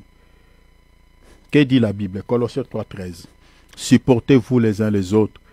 La Bible dit, et si l'un a sujet de se plaindre de l'autre, pardonnez-vous réciproquement. De même que Christ vous a pardonné, pardonnez-vous aussi. La Bible dit, si l'un a sujet de se plaindre de l'autre, pardonnez-vous. Tu as été trahi par qui? Cette personne-là qui t'a trahi dans la vie, qui est à l'origine de ton échec, pourquoi tu ne l'as pas pardonné? Maintenant, les personnes sorcières, ils ne pardonnent pas. Ils gardent l'amertume, ils ruminent les gens. La personne peut-être qui a été la cause peut-être de son échec dans un domaine quelconque. Chaque fois, il se plaint au nom de cette personne-là. Il se plaint en son nom. Si tu vis avec une telle personne, fais attention. C'est un suspect. Ésaïe 43, 18 à 19. Ne pensez plus aux événements passés. Et ne considère plus ce qui est ancien. 19. Voici, je vais faire une chose nouvelle. C'est comme ça que là, un enfant de Dieu doit voir les choses. Ce qui est passé, c'est déjà passé. Regarde devant toi. Regarde ce que le Seigneur va faire devant toi. Ne restez pas là en train de regarder les échecs que tu as connus dans le passé. Non. Ne pensez plus aux événements passés et ne considère plus ce qui est ancien. Voici, je veux faire une chose nouvelle sur le point d'arriver. La Bible dit, ne le connaîtrez-vous pas? Eh, mais une personne sorcière, non. Ces passages ne les concernent même pas. Il se plaint. Troisième attitude hostile. Une difficulté à pardonner. Difficulté. Il ne pardonne pas. Une personne sorcière ne pardonne pas. Il va te ruminer. C'est ça ce qui donne naissance à l'amertume. Donc les sorciers, en tant que personnes amères, ont souvent beaucoup de mal à pardonner. Beaucoup. Ils restent attachés à leur rancune. Ils restent attachés là. Même pour des offenses mineures. Ils entretiennent des ressentiments pendant longtemps. Ont du mal à pardonner. Ils ne pardonnent pas. pardonne pas. Que dit la Bible? Matthieu 6, 14, 15. Si vous pardonnez aux hommes leurs offenses, votre Père Céleste vous pardonnera aussi. Mais si vous ne pardonnez pas aux hommes, votre Père ne vous pardonnera pas non plus vos offenses. Les sorciers, vu qu'ils ne pardonnent pas les offenses des autres, leurs péchés ne sont pas non plus pardonnés. Voilà pourquoi dans l'Épître aux Hébreux, là on a lu là, 12, 14 à 15, la Bible dit quoi? Ce sont des gens qui sont privés de la grâce de Dieu. C'est-à-dire, le ciel est fermé sur leur tête. Les bénédictions du ciel ne coulent pas, ne couleront jamais sur leur tête. Parce que leurs péchés sont constamment aux yeux de Dieu, parce qu'ils ne pardonnent pas. Les sorciers, ce sont des gens qui sont privés de la grâce de Dieu. Bien aimé, si tu es quelqu'un qui ne pardonne pas le péché, le mal des autres, Dieu te traitera au même pied d'égalité que les sorciers. Tu seras privé de la grâce de Dieu. Les sorciers ne pardonnent pas. Ils ont une attitude hostile. Même pour les offenses mineures, des petits péchés. Il élimine. Il peut te rappeler ça. Ah, tu sais, ce jour-là, quand je venais, tu m'avais piatiné. Hein? Oh, mais je t'avais piatiné. Est-ce que j'avais fait ça exprès? Piatiné. Toi, tu me rappelles ça aujourd'hui? Même des offenses mineures.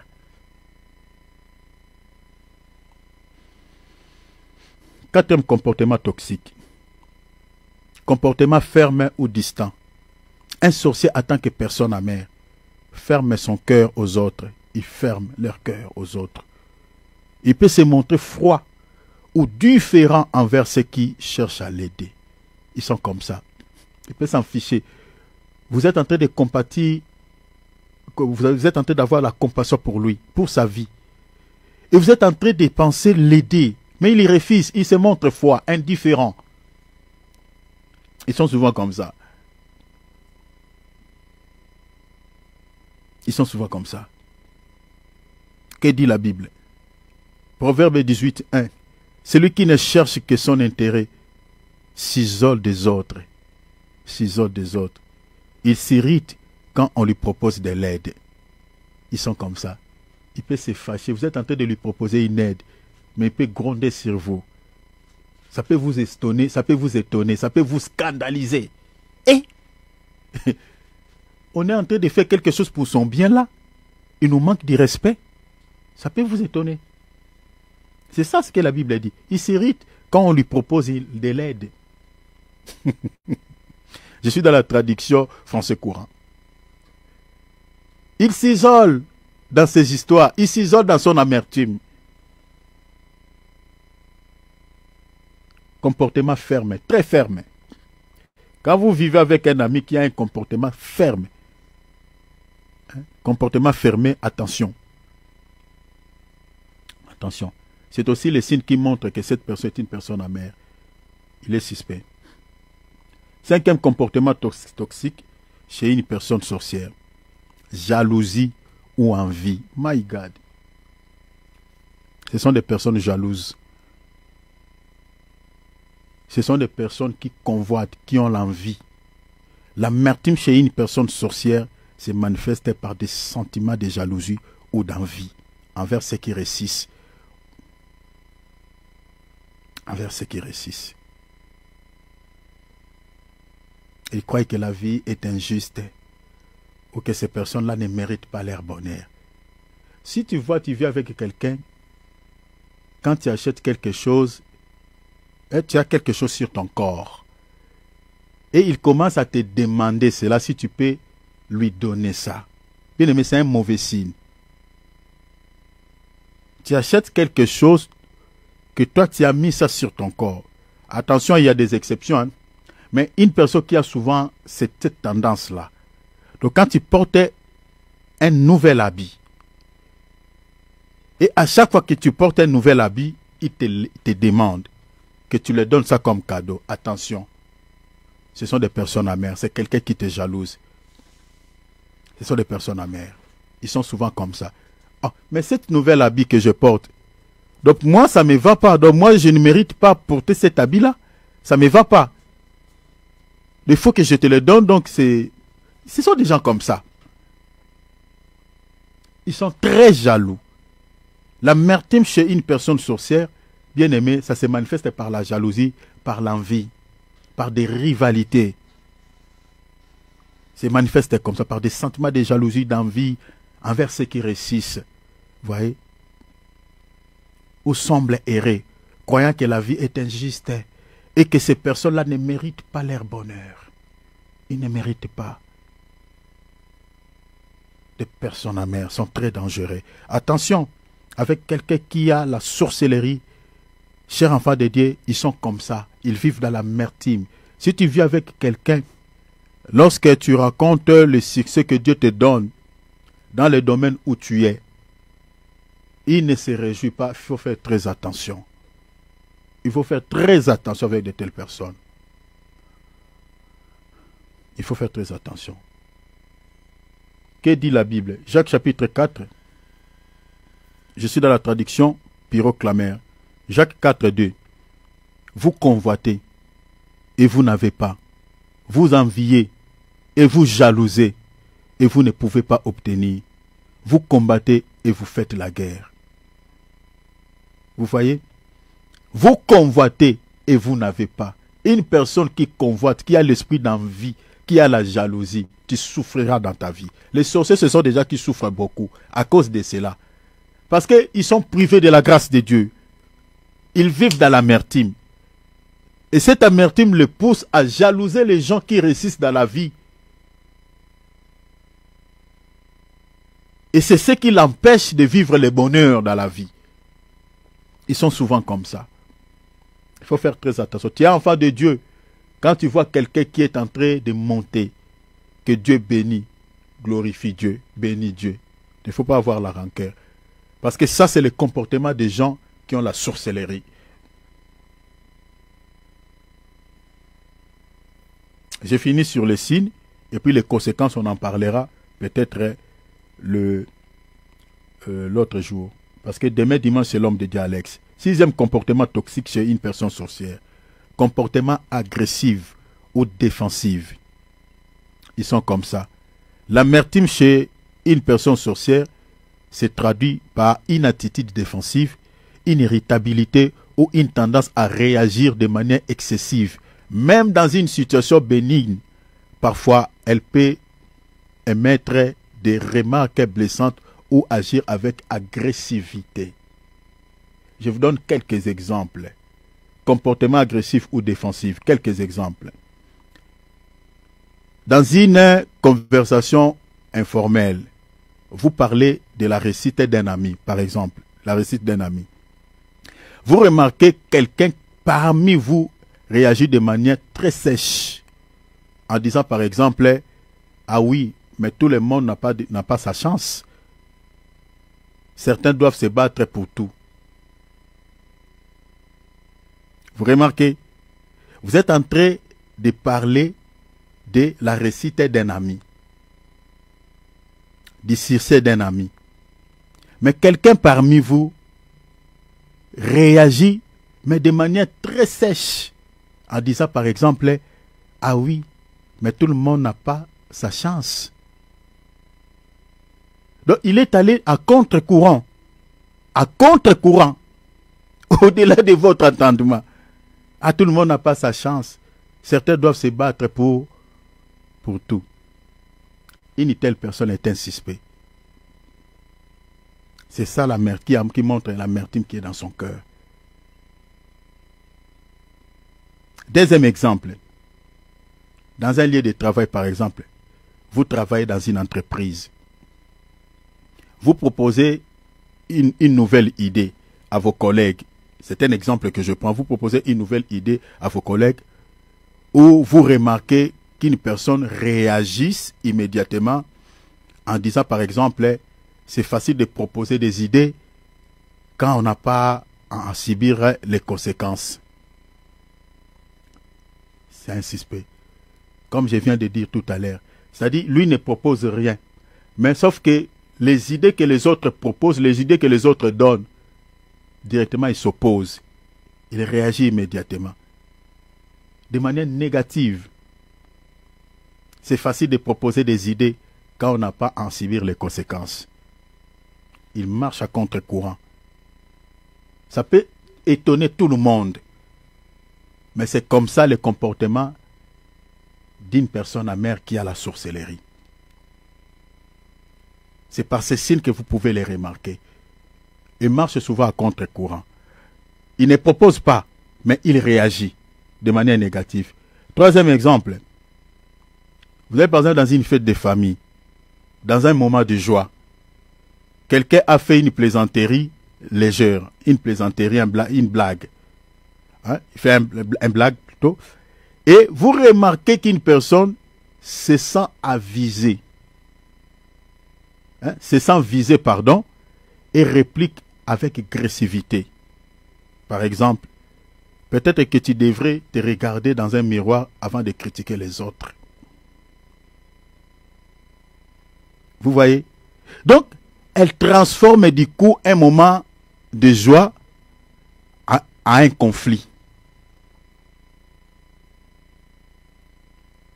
Alors que c'était une plaisanterie. Juste pour, voilà, pour rire, pour rigoler.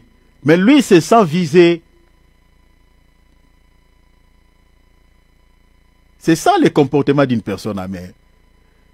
Alors que c'était une blague. Et directement, un moment de joie, ça devient un moment de conflit. Et si la personne qui a fait cette plaisanterie n'est pas une personne apaisée, et directement, ça peut commencer à faire des échanges, mais dans un festin.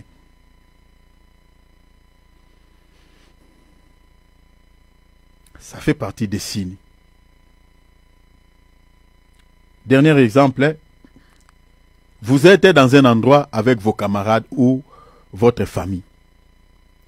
Vous rencontrez une petite histoire drôle, hein, une petite histoire drôle ou sur une erreur que vous avez commise le jour de votre mariage, par exemple. C'est un exemple que je donne pour amuser tout le monde.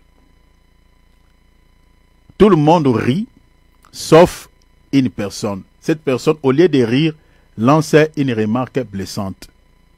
Du genre, par exemple, ça ne m'étonne pas de toi, tu fais toujours des erreurs. Mais alors que toi, tu racontes une petite histoire drôle juste pour, voilà, une erreur que tu avais commis le jour de ton mariage, voilà, quelque chose pour rigoler avec les autres. Mais vous remarquez quelqu'un qui ne rit pas et il lance une parole blessante. Ça ne m'étonne pas que vous commettez toujours les erreurs dans votre vie. C'est comme ça. Donc, ça, ce sont des signes qui montrent que cette personne-là est suspecte. C'est une personne amère. Donc, si tu vis avec, vous voyez tous ces signes que je vous donne, si tu vis avec une personne qui se comporte comme ça, cher enfant de Dieu, il faut faire très attention. C'est une personne suspecte.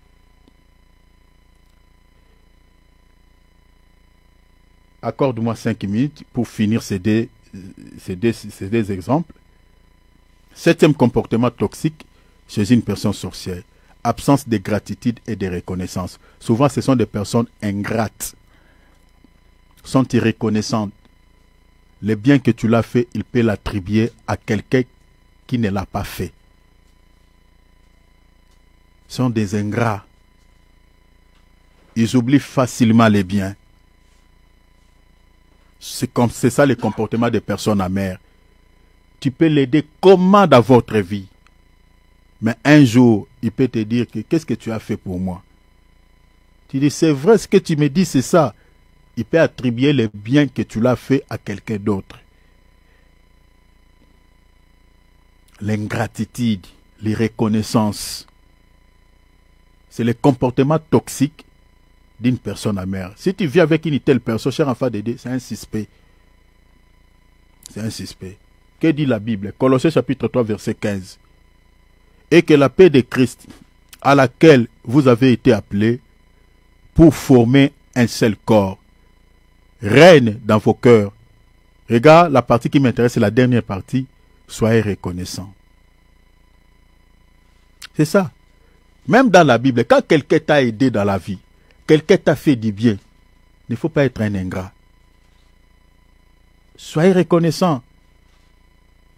Parce que le bien que cette personne-là t'avait fait, est-ce que tu l'avais mérité? Tu l'avais mérité? Peut-être pas. Alors, les sorciers, ce sont des personnes ingrates. Ils oublient. Parce qu'à cause de l'amertume qui est dans leur cœur, c'est ça ce qui leur pousse à se comporter comme ça. Ils ont des comportements toxiques. 8e comportement toxique chez une personne sorcière. Manque d'empathie. Manque de pitié. Manque de compassion. Un sorcier en tant que personne amère manque d'empathie, manque de pitié, de compassion envers les autres. Il a du mal à se mettre à la place des autres et comprendre leurs émotions. Ce sont des gens qui ne peuvent compatir avec les gens. Vous voyez que quelqu'un est dans la détresse, mais il est carrément indifférent. Ce sont des gens indifférents. Indifférents. Ils ne se mettent pas à la place des autres. Bien aimé, si tu vis avec un ami, tu vis avec une personne, quand tu traverses des moments sombres, mais qui ne compatit pas avec toi, qui ne partage pas de tels moments avec toi, en tout cas, il faut faire très attention. Il faut faire très attention. Les sorciers, ce sont des gens qui n'ont pas l'empathie. Ce sont des gens sans compassion, sans pitié. Ils ne se mettent pas à la place des autres. Tu peux être là, tu es malade, tu souffres. Mais vous sentez qu'il est indifférent à l'égard de ta souffrance, à l'égard de ta maladie, à l'égard de la situation sur laquelle tu traverses. Ils sont sans compassion. Si tu as un ami comme ça, ou fou, c'est un suspect. C'est un suspect. Je dis manque d'empathie. Ce sont des gens sans pitié, sans compassion.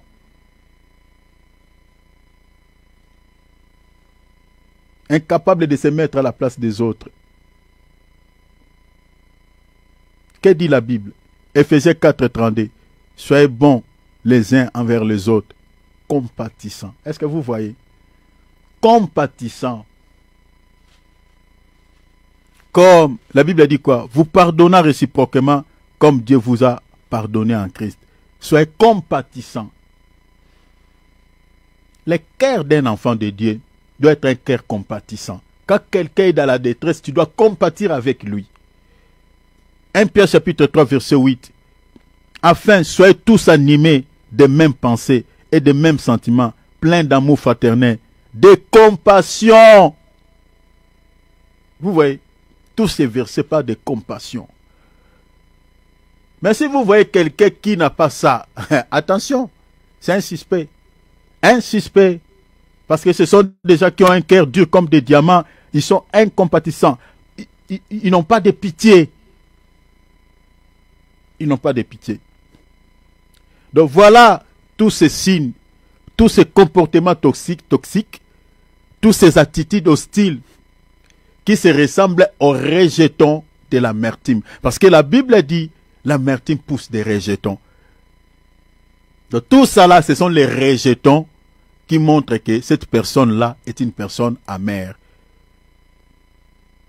C'est ça, l'amertume dans le cœur d'un sorcier. Voilà les rejetons que nous vous avons présentés. Et si vous remarquez ça chez quelqu'un qui vit avec toi, quelqu'un qui t'accompagne dans la vie, faisons attention. C'est une personne amère. Donc il peut être un sorcier à 65%. Je vous parlerai des conséquences par la grâce de Dieu les lundis. Donc soulignez cela. Demain, c'est l'homme de Dieu Alex qui va intervenir par la grâce de Dieu. Et suivez le programme. Donc, nous avons lundi, c'est vraiment un programme un peu spécial par rapport à ce qui m'est arrivé.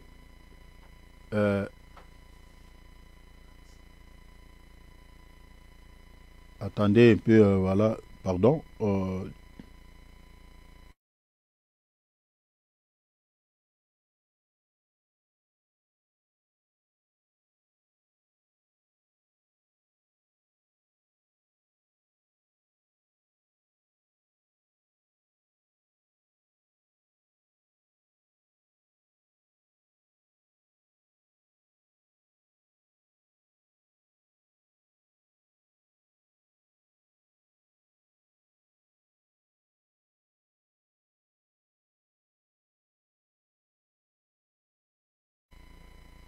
Voilà. Donc, voilà. Désolé, hein, il y avait une petite erreur par rapport au programme. Donc, le programme est celle-ci. Le programme que je vous donne, voilà. Donc, dimanche, c'est l'homme de Dieu Alex qui va intervenir.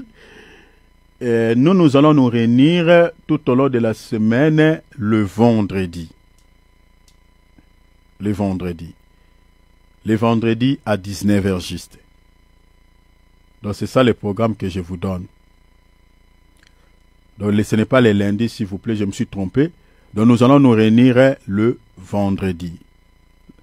Dimanche, il y a réunion à 15h, mais tout au long de la semaine, nous allons nous réunir que le vendredi. Je pense que c'est ça les communiqués que j'allais nous donner. Ouvrons nos micros, nous allons prier. Donc, on vous parlera sur les conséquences de l'amertume, parce que selon l'Épître aux Hébreux, la Bible dit, ça crée des troubles et ça empoisonne. Donc, c'est pas quelque chose de bien, mais je vous en parlerai pour que vous puissiez comprendre que l'amertume, chez une personne sorcière, ce n'est pas quelque chose de bien. Ça affecte, ça empoisonne des vies, ça empoisonne des relations. En tout cas, suivez bien les conséquences parce que c'est vraiment ça ce qui est plus important encore. Ça gâte des relations, ça gâte comme pas possible, ça empoisonne. Je vous expliquerai pas mal de conséquences sur le plan physique, sur le plan émotionnel, sur le plan spirituel. C'est une personne sorcière. Donc, je me suis arrêté au niveau des signes. Donc, si vous remarquez tous ces signes-là, chez quelqu'un, cher enfant de Dieu, si tu souhaites continuer à vivre avec lui, sois aussi fort dans la prière. Mais si tu sais que tu peux éprouver des fatigues à un moment à l'autre en tant qu'humain, qu'un jour ou 2 jours, peut-être tu peux avoir des faiblesses, tu ne pries pas bien. Attention, une telle personne peut te détruire facilement. Donc cette année, ne sois pas un chrétien sentimental, refuse d'être mal accompagné. Les sorciers, ce sont des personnes très amères. Et voilà les rejetons de l'amertume que je nous ai démontrés. Tous ces comportements toxiques, toutes ces attitudes hostiles, c'est ça les rejetons de l'amertume qui se cachent dans le cœur d'une personne sorcière. Prions Dieu, demandons à Dieu que le Seigneur puisse t'aider. Si tu vis avec quelqu'un, demande vraiment au Seigneur qu'il te donne le temps de prier pour cette personne, de connaître son état d'âme. C'est important parce qu'il t'accompagne dans la vie. Si tu es mal accompagné sur le chemin de ta destinée, tu échoueras. Mais prie que le Seigneur puisse mettre de bonnes personnes autour de toi afin que tu réussisses. Prions au nom de Jésus. Alléluia. Père, nous te demandons la grâce. Nous voulons réussir cette année